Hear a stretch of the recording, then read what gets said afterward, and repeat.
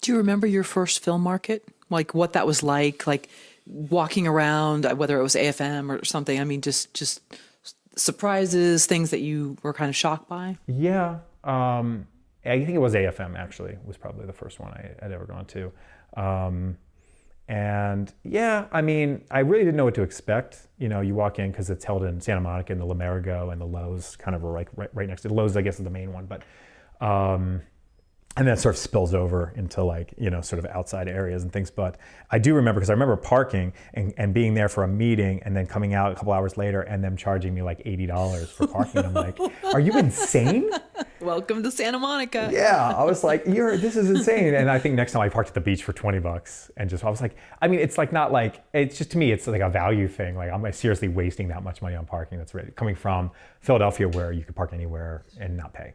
So I remember that, and you know, the food and drinks are outrageous. But I think AFM for me was probably, it was a little eye-opening, but also I didn't feel like I got personally a huge amount of value out of it, because a lot of people I'm meeting with were people that live in LA. And so I didn't at the first one, I didn't really get an opportunity to meet a lot of I was meeting with people who are based here. I'm like, wow, why am I paying $80 for parking and $60 for a sandwich and a drink or whatever to meet with people I can just set up meetings with after AFM. So, you know, in subsequent years, I wanted to make sure if I was going to go to AFM, I would only go if I really had some specific reason to be there. A picture I was working on, or meetings with people from out of town that I couldn't otherwise meet with, and not one on video, big on video calls. Like if I'm going to get all ready and comb the hair and get all, you know, it's because I'm going out. I don't want to have to do that just for a video call. I mean, half the time when I'm talking on the phone, I look like a complete slob. So I don't want just to do a phone call. I don't want to get all. So I was going to the AFM in subsequent years to actually meet people that I didn't have the opportunity to interact with face to face.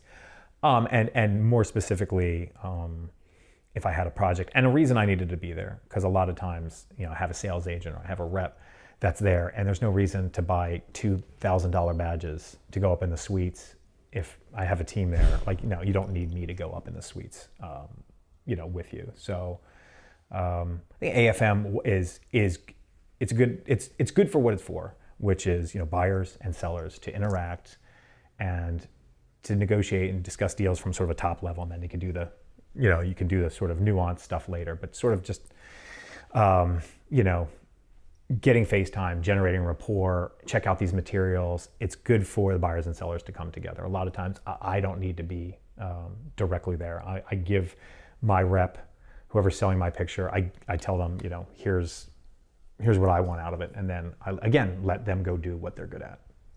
But is a filmmaker able to get business cards? So maybe they can kind of like, you can gauge a lot just by like watching two people talk, and you can kind of gauge the feel. So is that something you can do, is just get business cards for when?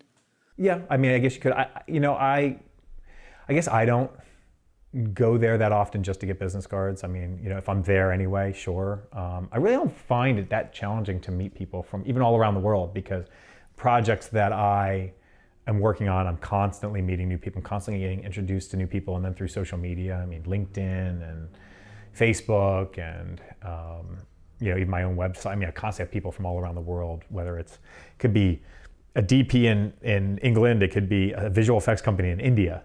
It could be somebody who just moved here from Australia and, hey, I'm on, you know, DIT and whatever.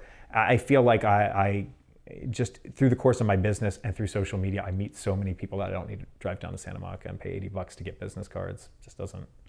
The world's becoming so interconnected nowadays anyway.